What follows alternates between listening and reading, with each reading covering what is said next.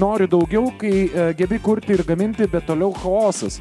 Šios diskusijos dalyviai yra Juta Stepanovičiūtė, Canva edukatorė, vizualinės komunikacijos ir socialinių tinklų specialistė, Neringa Pangonytė Novikienė, verslų kūrėjų mentorė, Etsy ekspertė ir Kurkpark įkūrėja, ir Marius Vismantas, antrepreneris, e-komercijos ir skaitmeninio marketingo mentorius, Brand Booster įkūrėjas. Tai va tokia faina trijulė bus čia. Prašau, išsirinkit labiausiai patinkantį foteliuką ir pasikalbėsim. Kaip gyvenat? Laikomės. Gerai. Puikiai. Tai pakalbėkim iš karto, aš pradėsiu iš karto nuo klausimo visiems. Mes apie tokį chaosėlį pakalbėsim, kai kažką darai ir tada staiga atsiranda chaosas, ar ne? Tai iš jūsų patirties, kur dažniausiai gimsta tas chaosas kūrėjo versle? Tai pas mus visų pirma chaosas tikriausiai paskutiniu metu labai dažnas žodis visoje veikloje, bet pas kūrėjus, aš ir pati asmeniškai esu kūrėja ir labai daug kūrėjų yra mano aplinkoje, kad dirbu ir su Etsy, ir dabar su festivaliu, ir už Etsy ribų, nes Etsy yra vienas kanalas, ar ne, bet per kur galima pardavinėti, bet yra labai daug variantų, tai kūrėjų yra labai daug.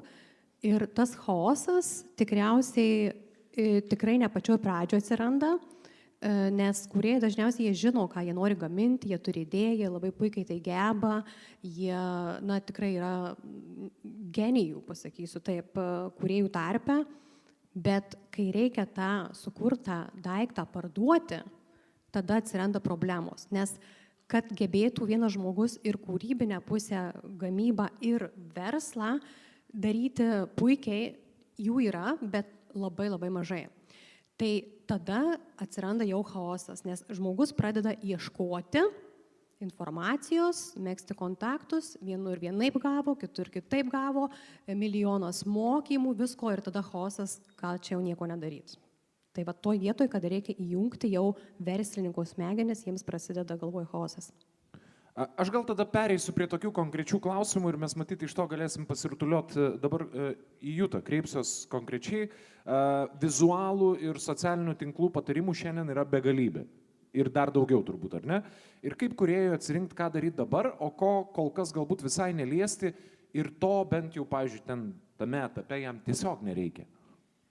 Aš galvoju, kad kūrėjai labai dažnai bando socialiniuose tinkluose būti tuo, kuo jie nėra. Ir tokia yra tiesa, kad daugiausiai sėkmės dažniausiai susilaukia socialiniuose tinkluose tie, kurie būna savimi. Tai nevaidinkime kažko socialiniuose tinkluose, būkime savimi, rodykime procesą ir parodykime save, nes dažniausiai kūrėjai jie būna solo verslai ir pats tas kūrėjas jis yra savo prekės ženklo veidas. Tai rodykime save drąsiai, neapsimetinėkime tuo, kuo nesame ir tada greičiau tikriausiai aplankys ta sėkmė. Čia reikėtų, man atrodo, dar atskirų mokymų, kaip būti savimi, nes kai įsijungia kamera, vis tik kiekvienas žmogus pradeda kažkaip, tai labuka. Man atrodo, Gintai, tu labai puikiai tiktum tuos mokymus vesti. Lyg ir kažką buvai užsiminęs, kad norėtum tą, ne? Komandą priimsim. Bet bėda, man atrodo, kad aš irgi tada būnu kažkoks neaišku koks. Gerai, Mariau, iš marketingo ir e-komercijos pusės, kur kūrėjai labiausiai pasimeta? Ir kas yra dažniausia klaida, kai bandoma daryti viską iš karto? Tai aš labai pritarčiau Neringai, kad kūrėjai dažniausiai, kai kuria kažkokį produktą, tai labai susifokusuoja į patį produktą ir tas yra žiauriai svarbu ir labai gerai, nes jeigu turi kokybišką produktą, jį parduoti yra daug lengviau ir paprasčiau. Bet dažniausiai tai ir apsiriboja tuom, kad tu dirbi ties produktų, tobulini jį, gražini, ten rūpinės pakuotę ir visų kitų dalykų, bet pamiršti pardavimus. Arba tiesiog neturi žinių. Aš kaip marketingistas, kaip e-komercijos specialistas, aš visada challenginu tokius kūrėjus, kad prieš pradedant produktą jūs pagalvokit, kam jūs parduosit, kaip parduosit, kokia bus strategija, kokie bus žingsniai. Ir tada susidėliojus tokį planą, pagal tai galima sukurti produktą. Nu, čia toks biški iš kito galo mąstymas ir jisai padeda žmonėm, ta prasme, mąstyti truputėlį kitaip, kad galbūt tas mano produktas labai fainas, man labai gražus, visa kita, bet ar aš jį sugebėsiu parduoti žmonėm. Jūs, Mariau, man jau nepatinkat, nes jeigu aš būčiau kūrėjas, jūs man uždavęs tokių klausimų, aš greičiausiai sakyčiau, tai aišku, kad niekas nepirks, bet aš vis tiek noriu daryti. Tai viskas gerai, galima viską daryti, bet reikia tada atsakyti savo klausimą, ar jūs norite tik kurti, ar jūs norite ir verslą užauginti. Ir jeigu jūs norite užauginti verslą, be pardavimų niekaip. Nu, greičiausiai, kad tame tiesos yra. Neringa, tu dirbi su kūrėjais, kurie jau parduoda, bet jie irgi yra pasimetę, ne? Nu, kartai žmonės taip jaučiasi. Nuo ko visada tu pradedi, kai reikia iš chaoso padaryti kažkokį planą? Labai aišku, nes greičiausiai, apie ką kalba ir Marius, apie ką turbūt dabar pakalbės ir tu, kad be plano ir be žiūrėjimo bent keliais žingsniais į priekį nieko nebus. Tai nuo ko tu pradedi, kai tu susiduri su žmogum chaosu? Tai aš pirmiausiai, kaip, na, sakykime, kaip specialistė, aš išsiaiškinu situaciją, ar ne, kame yra problemos ir kur kažkokios spragos pas tą žmogų yra. Ir, vat, kaip minėjau, Juta, kad dažniausiai kurie yra solo verslai, reiškia, jie vieni patys viską daro, tai kurioje vietoje galbūt trūksta žmogui žinių, patirties. Ir visų pirma, ar verta, aš visai pagalvoju, ar verta tam žmogui, sakykime, jį mokinti ir jam aiškinti, kaip tą daryti, o galbūt dažnai netgi aš patariu jį nukreipiu tos informacijos ir netgi kažkokios konkrečios paslaugos pasiimti kažkur kitur, kad žmogus nešvaistytų laiko, sakykime, ten išmokti, na, Pinterestą pasidaryti, kuris kažkas kitas gal greičiau padarys, jisai sutaupys laiko ir galės koncentruotis kitur. Tai šito vietoje išsiaiškinti, ar ne, dalykus. Bet labai svarbu, ką aš pastebiu, be to žinojimo, kaip ir mokinimuose realiai daryti žingsnius. Tai aš labai mėgstu paprastus dalykus, aš labai nemėgstu apsikrauti didelėm strategijom, planais. Mano ir pačios savo darbė strategija yra trumpi, tie vadinami to-do listai, ar ne, sąrašai listai, artimiausių metų, ką reikia pasidaryti. Tai aš visada žmogui nurodau pirmus žingsnius, ką daryti. Nes man yra baisiausia, kai tu žinai į priekį 101 punktą, kurį reikės pasidaryti. Tai aš labai dažnai, matydama, kad tikrai produktas fantastiškas, žmogus tikrai gebės, aš sąmoningai nedėlioju tų planų ir strategijų jam. Aš neduodu ir net nesakau, nes žmonės išsigąsta. Jie išsigąsta, pamatydami, kas laukia į priekį ir jie tada iš vis nenori daryti. Aš jiems pasakau, pirmą punktą, tu dabar pasidaryk šitą, o po to, jeigu nežinosi, kaip daryti, ar ne, nes kartais labai užtenka tai tokio spyrio žmogui. Ir jis toliau jau ridenasi, kaip tas sniego kamuolys, ar ne. Sakau, jeigu neaišku bus kas toliau, grįžk, aš pasakysiu sekantį žingsnį.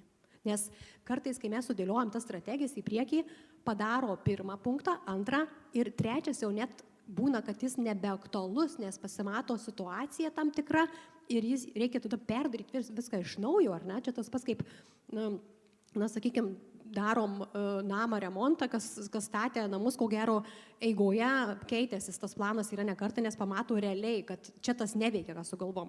Tai aš žinau, kad yra strategijos, planai, bet aš manau, kad tai yra aktualu dideliem verslam, kurie, ar ne, komandos prie to dirba, jie tą viziją jau žino, mato. Kai yra pati pradžia, nedarykite planų metam, 3-5, darykite planus sekančiam žingsniui. Žinoti, kur einam, kur norim galbūt, labai svarbu, labai gerai, bet nedaryti konkretaus plano, nes jisai tiesiog neveiks. Tai tiesiog žinoti sekantį žingsnį, nueiti paklausti pas mane, pas Jutą, pas Marių, pas tave, pas kažką kitą. Ir aš dar galiu pasakyti, kad vat, būtent kai mato tiksliai, kur jie nori nueiti per 10 metų, jie nebesusikoncentruoja į tai, ką aš turiu padaryti dabar, kokius aš mažesnius žingsnius turiu padėti ir jie gaunasi kaip tokiam užsuktam rate, eina link to didelio tikslo, bet nežino, kokius kasdienius žingsnius reikia daryti, kad pasiektų tą didelį tikslą. Tai va tas matymas, ką aš šiandien galiu padaryti dėl savo veiklos, kokį aš galbūt šiandien galiu pasidaryti planą, ne, turinio socialiniam tinklam, galbūt kažkokį kitą žingsnį, bet šiandien, ką aš galiu padaryti, aš matau viziją, ką aš ką aš noriu pasiekti po metų, 2, 5 ir taip toliau, bet dar labai svarbu turėti ir tą matymą, supratimą, ką aš šiandien galiu padaryti dėl to. Yra toks labai geras posakis, kad dramblį reikia valgyti po mažą gabaliuką. Tai čia labai tinka, manau. Taip, diskusijos pavadinimas prasideda nuo noriu daugiau, bet realybėje dažnai tai ateina per mažiau veiksmų, bet tikslesnių. Ir klausimas visiems, ko kuriems šiame etape reikėtų daryti mažiau ir ko pagaliau pradėti daryti sąmoningai. Tai man labai patinka šitas pavadinimas, noriu daugiau čia. Iš tikrųjų, jeigu taip įvedant, tai mano vieno iš tokių pirmųjų gal projektų pavadinimas, kada 19 metais dar dariau asmeninių pokyčių programą, gyvai jinai vyko, dar mes kažkaip nuotoliu nelabai tokių dalykų darydavom. Ir tas pavadinimas noriu daugiau, taip pat ir pati įmonė dabar, kurios viskas stovi, noriu daugiau ir papasakosiu šiandieną, ką reiškia tas noriu daugiau. Tai man ta pati frazė, jinai atrodo taip iš pirmo žvilgsnio noriu daugiau. Ne, jinai nori daugiau, aš galbūt noriu daugiau ramybės, laisvo laiko, daugiau aiškumo savo veikloje. Taip, galbūt noriu daugiau uždirbti, bet tai nereiškia, kad aš noriu apsikrauti viskuo daug, ar ne? Tas noriu daugiau, tai čia yra apie kokybę mano veiklos, mano gyvenimo, ar ne? Ir jums, apie jūsų, kad jūs nedaugiau darbų darytumėt ir veiksmų, bet kad noriu daugiau rezultato galbūt, ar ne? Tai vat, ką tu pasakei, Gintai, kad daug visko darom ir chaosas nereiškia, kad mes daugiau turėsim. Tai aš labai kvieščiau ir mano tokia ir vidinė galbūt misija savo pačiai visų pirma ir kitiem, noriu daugiau, bet per mažiau darimo, per mažiau veiksmų, per mažiau laiko, per mažiau pastangų padaryti ir turėti daugiau. Ir kelias tam būdas, kaip tą padaryti, yra. Tik mes kartais nenorim galbūt to matyti. Bet iš to, ką aš girdžiu, tai čia turbūt būtų galima sakyti, kad labai daug chaoso atsiranda tada, kai žmogus nori padaryti vienas darbus, kuriuos šiaip realiai turėtų daryti ten, nežinau, 2, 3, 4 žmonės.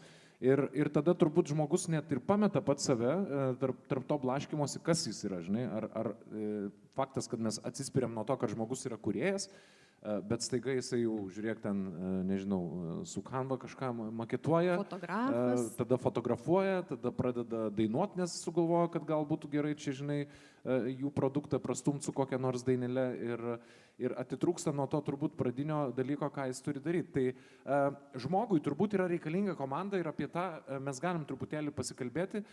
Kodėl jūsų manimų šiame etape tampa svarbu turėti profesionalą, patarėją, o galbūt net ir bendruomenę, kur gali paklausti laiku, o ne po klaidos. Ir kiek žinau, tokią bendruomenę jūs lyg ir šiuo metu kūrėt.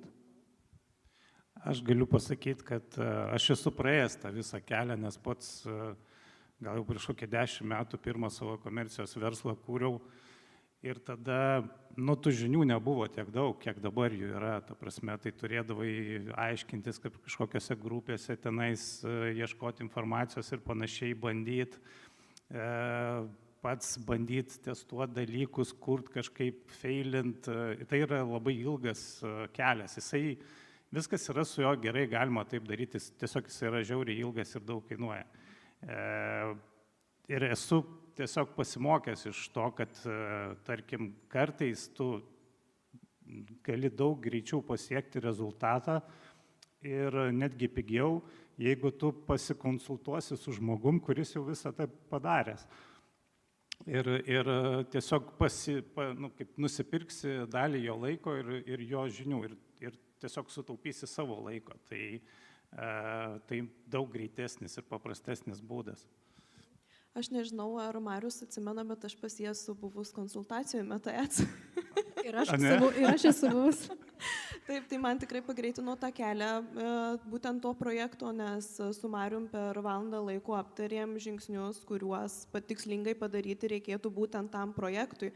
Tai aš jau buvau išklausiusi mokymus, bet būtent ta konsultacija su Mariumi, jinai davė žymiai didesnį spyrį, greitesnį rezultatą, nes aš žinau, ką konkrečiai daryti mano atveju.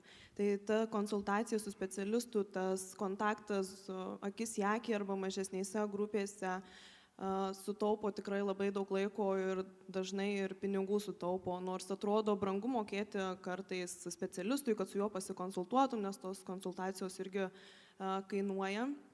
Bet realybėje, kai ateini iki to momento, kai atsiperka tau ta konsultacija, tada supranti, kad verta buvo mokėti. Tai aš noriu išgirsti apie tai, ką jūs patys realiai kūrėt ir darot, nes dar turiu pluoštelį gerų klausimų iš auditorijos. Tai noriu daugiau, pavadinimas jau matytas ir girdėtas. Mes turim hole foje standuką, kur yra 2 veidrodžiai ir tas sietynas, prie kurio darbavausi su savo sūnum Adamu.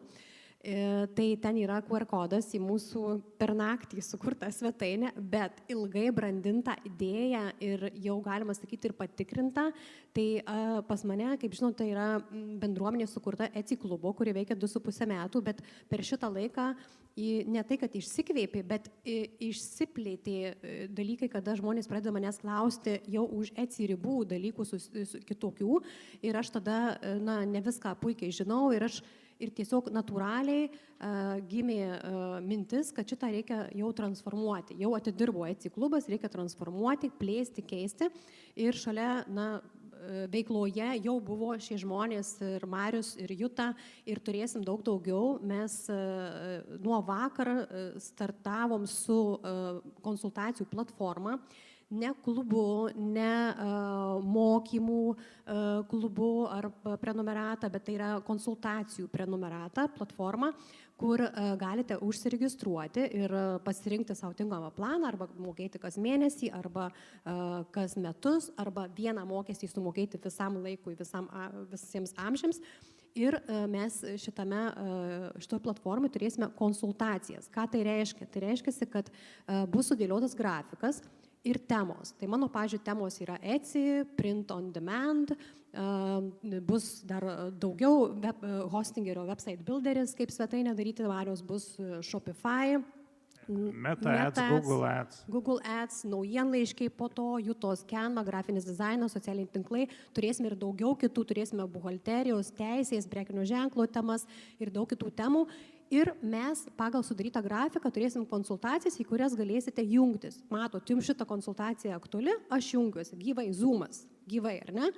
Šitą neaktuali, nesijungiu. Kaip į pamokas, kurią noriu pamoką einu. Ir mes realiai Aš tik vieną tokį techninį klausimą užduosiu, aš taip įsivaizduoju, kad žmonės dabar sėdi galvoja, bet, pavyzdžiui, kaip jūs galvojat, kaip realiai greitai žmogus gali gauti konsultaciją jam rūpimų klausimų? Nes, tarkim, jis ten, nežinau, jie galės užduoti klausimus, ar jūs turėsite temas? Ne, konsultacijos tai reiškia, kad jeigu kažkas gyvai negali dalyvauti tuo metu, pavyzdžiui, dirba kažkur kitur, ne, konsultacija vyksta, sakykime, Meta Ads klausimais. Tai žmogus iš anksto pateikia klausimus ir Marius toj konsultacijų atsakys, įrašas patalpina ar ne į platformą, kur gali vėliau pasižiūrėti. Tie, kurie prisijungia gyvai, sakykime, 20 žmonių ar ne, jie uždavinėja klausimus, Marius atsakinėja, pasijungia ekraną, raudo, kaip užstatyti reklamas, ar ne, realus darbas kartu ir konsultavimasis, ar ne, workshopas kartu prie realių klausimų. Be jokių teorinių, be jokių ten skaidrių teorijų ar kursų pamokų, realiai kas šiandien ir dabar reikalinga žmogui. Ir jeigu mes matysim, kad yra darosi, kaip sakyti, kamščiai kažkokie ir kažkam daugiau, mes tiesiog didinsim tų konsultacijų skaičių, ar ne? Tai grinai pagal dabartinį poreikį žmogaus. Man šiandien reikia šito klausimo, sekanti konsultacija, matau, vyksta antradienį, pasijungiu, žiūriu, klausiu, darau, mokinuosi, dirbu. Gerai, tai kol kas tada aš pasinaudosiu progą ir suteiksiu galimybę čia esantiems nemokamai kelis klausimus. Galite pakonsultuoti? Būtinai. Gerai, turiu idėją verslui, bet tam reikia skirtingų kompetencijų. Pavyzdžiui, elektrikas, santechnikas.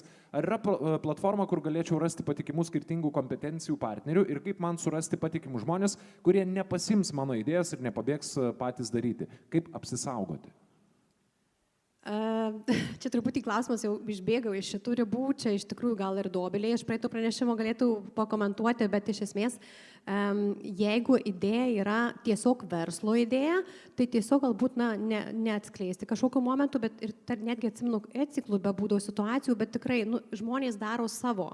Tai reiškia, ten turėtų būti ir girdėti tas žmogus, kuris neturi savo idėjos ir ieško ką pavogti, ar ne? Bet visi žmonės ateina su savo reikalais. Kodėl aš turėčiau vogti kažkokią kitą idėją? Galbūt nebent pasiskolinti kažkokią mintį, strategiją, bet tai jau bus nepavogta, tai bus aš savo kažką priderinsiu.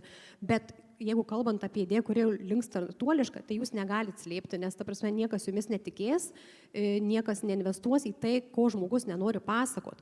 Ir vis tiek jūsų tai yra idėja, jūs turėsit daryti, ar ne? Jūs turėsit įgyvendinti. Kažkas paims, jie vis tiek netai padarys. Labą dieną, norėčiau, kad investuotumėt, bet nesakysiu į ką. Nes šiaip gerai prieš tai sakė pranešėja, kad idėjų yra labai daug ir pinigų yra labai daug, bet darytojų yra labai mažai. Tai idėjos jos iš esmės nieko nereiškia. Ta prasme, galima čia prigalvotų idėjų atsisėdus per dieną belekiek, bet jeigu jų nieks neįgyvendins, tai kas, kad tu pavoksi tą idėją, ją reikės įgyvendinti. Ir dažniausiai nieks neįgyvendina. Gerai, norint tapti marketingo arba e-prekybos specialistu dabar Lietuvoje, koks yra teisingiausias kelias, kur semti žinių be bakalauro studijų? Praktika. Susirasti specialistą, į kurį lygiuojatės, siūlytis būti jo praktikantu. Taip, praktika, ta prasme, iš tikrųjų labai dabar yra populiaru, ne agentūros, įvairūs freelanceriai, kurie užsiema būtent marketingu ir panašiai, komercija. Ir visiems reikia pagalbos, reikia gerų žmonių, gerų specialistų ir kiekvienas priimtų tikrai praktikantą. Aš ir pats esu turėjęs kelis praktikantus, kurie ateina tiesiog pasisemti žinių ir tuo pačiu atlikti darbus ir netgi galima gauti ir užmokestį atliekant praktiką. Kaip manot, ar specialistų konsultacijų nepakeis AI užklausas? Tai ir jau dabar pakeitė, bet čia vėlgi prisideda prie to pačio chaoso. AI užklausos, ar ne? Čia ChatGPT, jisai nebūtinai, sakykime, atsako į klausimus, gali sukelti dar daugiau chaoso. Jis ne per savo praktiką, jis generalizuotai atsakinėja. Tai ar galima visiškai pasitikėti jūsų situacijai? Bet čia vėlgi kaip kas kam patogiau, galima, kažkas mato tame vertę ir jeigu moka su ChatGPT dirbti, tai valio, tada sveikinam. Bet dar reikia nepamiršti, kad dirbtinis intelektas, dauguma modelių dirbtinio intelekto, jie bet kokią kainą nori mums pateikti atsakymą. Ir nesvarbu, kad tas atsakymas netitinka mūsų esamos situacijos, jis bet kokią kainą mums pateiks kažkokį atsakymą.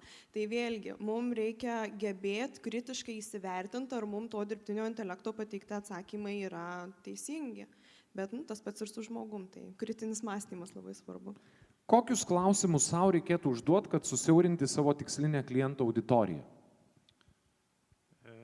Kokius klausimus savo reikėtų užduoti?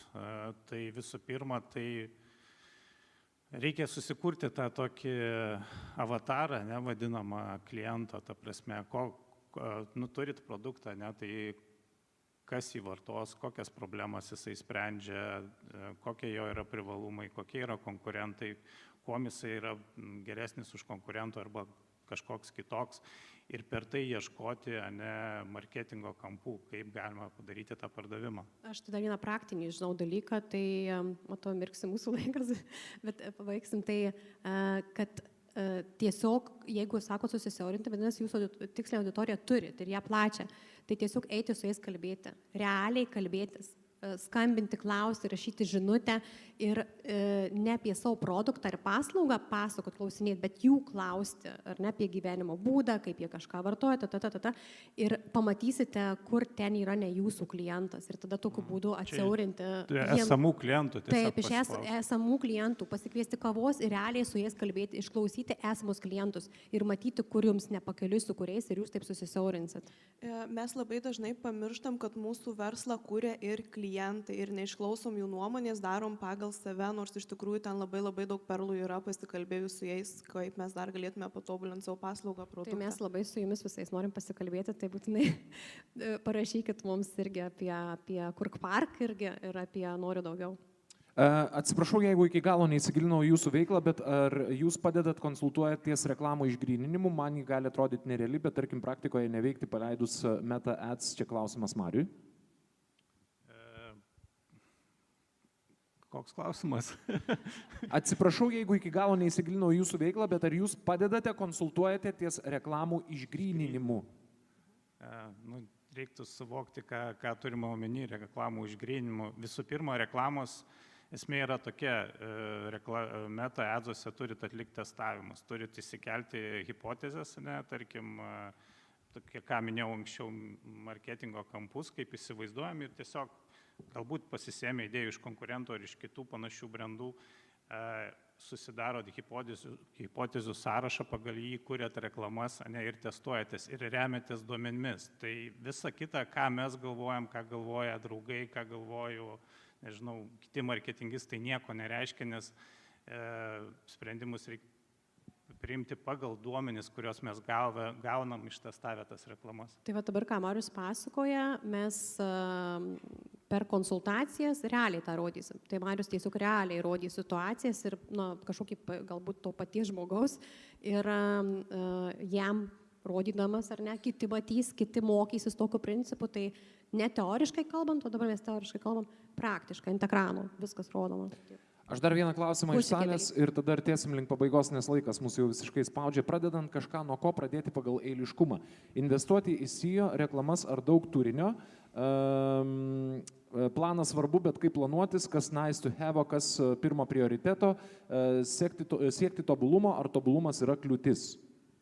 Tai apie tą planavimą jau prieš tai pakalbėjom, tai nuo pirmo svarbiausio žingsnio, tai tikriausiai ne SEO pirmas žingsnis būtų, o apskritai tą svetainę daryti ir rodyti ir viešinti, bet dėl tobulumo tai labai geras priedas čia yra ir labai gražiai manau ir bus pabaigai, kad mėgstam tobulai, norim tobulai, bet jeigu tobulai siektumėm ir aš siekčiau tobulai, šiandien čia nesėdėtumėm. Tai viskas vyksta per praktiką, per realybę, mes darom, išgirstam kitų atsiliepimus, feedbacką ar negrįžtamą ryšį gaunam ir gerą, ir nelabai malonų, ir per tai einam pirmin. To tobulumo jau niekada nebus, niekada. Aš dabar buvau paskaitoj vienoj, kurioj dizaineris, kuris būtent maketuoja Meta Ads reklamas, pristatė reklamas, kurias jis sumaketavo ir kurios reklamos turėjo didžiausią pasisekimą, kurios daugiausiai produktų pardavė ir taip toliau. Tai to dizainerio buvo išsakyta mintis, kad žmonės per daug siekia tobulumo reklamose, maketuose savo, jie padaro tobulai pagal brandbooką savo reklamas, išlaižytos gražios, ten nors paim, kad spausdink ir rėmink namuose vietoj paveikslo, taip, bet realiai tos reklamos neparduoda ir kartais baisesnė, paprastesnė reklama, jinai daug daugiau parduoda, negu tobula reklama padaryta pagal brandbooką, tai aš sakyčiau better done than perfect. Geriau pasidarom, bet netobulai. Ir įkrito dar vienas geras klausimas, paskutinis ir tada jūsų baigiamasis žodis. Kodėl SEO ir ad specialistai akcentuoja akcijas? Lietuva akcijų šalis ir be akcijų nieko nepasieksi, ar tai paprasčiau? Čia nuolaidos, ne akcijos, tai čia labai senas dalykas šiaip yra, nes jeigu jūs nueisite į Maximą, į Lidlą ar kažkur, tai jos visada yra akcijos. Tiesiog yra ir jau nežinau, turbūt 20 plus metų tai yra įsisukta į tą akcijų tokį sūkurį. Čia yra žmogaus psichologija tiesiog, ta prasme, dėl pačių reklamų, tarkim, reikia nepamiršti vieno dalyko, tarkim, Facebook'e, ar ten Instagram'e mes scrollinam, mes ten neatėjom kažko tai nusipirkti, mes ten, nežinau, žiūrim kačiukų kažkokius postus, draugų postus ir panašiai. Ir reklama turi mūsų užkabinti ir parduoti, tai kažkokia didelė nuolaida, kažkoks tai scarcity elementas ar dar kažkas, tai jis visada psichologiškai paveikia pirkėją, kad atliktų tą impulsyvų pirkimą. Tai tiesiog dėl to taip yra, jos veikia ir jų daugiau leidžiama. Jūsų baigiamasis žodis, ką pasakytumėt? Tai žinoma, kadangi mes labai norėjom garsiai paskelbti apie konsultacijų prenumeratą, su kuria startuojam, tai kviečiu pasižiūrėti mūsų puslapį ir labai tinka šita vieta, kad jis tikrai nėra tobulas.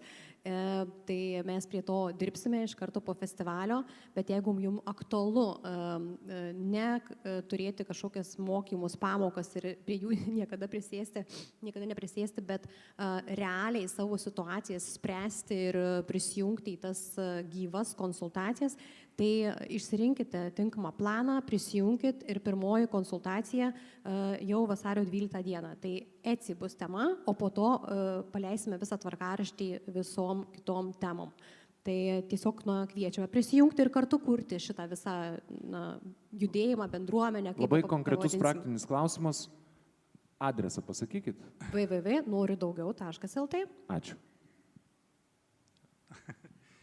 Aš tai dar norėjau tik tai pasidalinti, kad iš savo praktikos turiu tokį šalutinį hobį, užsiemu tradingu, žodžiu, akcijų biržai. Ir anksčiau irgi mėginau ten kažkaip vienas, ten aiškintis, kažką daryti, bet paskui prisijungiau prie bendruomenės, ten tiesiog School platformai. Ir tas dalykas, kai tu esi bendruomeniai, kai bendrauji su žmonėm kartu, kurie tą patį kažką tai daro, turi tos pačius iššūkius, kažkokius dalinasi savo laimėjimais, savo istorijom, jis tave žiauriai užmotyvuoja ir skatina ir nemeti to kelio. Ta prasme, ir daug lengviau išsprendi įvairius ten kažkokius klausimus, kur sėdėdamas vienas suki galvą ir nežinai, ką čia toliau daryti arba kur ieškotos informacijos. Tai kartais netgi tiesiog buvimas toj bendruomeniai, matant ten kažkokius čiatus, paustus, kažkas kažką pasidalina, ne kaip jie tam tikrą sprendimą padarė, tave iš tikrųjų motyvuoja eiti toliau ir palengvina tavo kelią. Taipogi kviečiu prisijungti. Tai aš tik dar paantrint, gal Mariui norėčiau, kad mano didžiausi augimai profesiniai srityje atsitiko tada, kai aš atradau bendruomenės, būtent tas, kurioje srityje aš noriu augti. Norėjau žengti stipresnį žingsnį grafinio dizaino link, susiradau mentorystę bendruomenę, kur tai padaryti. Žengiau, jungiau dizainą su socialiniais tinklais, susiradau bendruomenę, mentorystę, kuri mane paskatintų daryti tuos dalykus.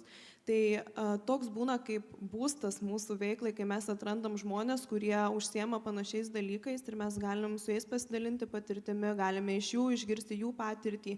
Ir kartais mums atrodo, kad mūsų problemos yra labai unikalios, kažkokios niekas su jom nesusiduria, bet iš tikrųjų tai dažnu atveju daug žmonių tuo pačiu metu susiduria su ta pačia problema ir reikėtų atrasti tuos žmonės ir greičiau galima būtų judėti pirmin. Jūta, Neringa, Marius, ačiū labai jums.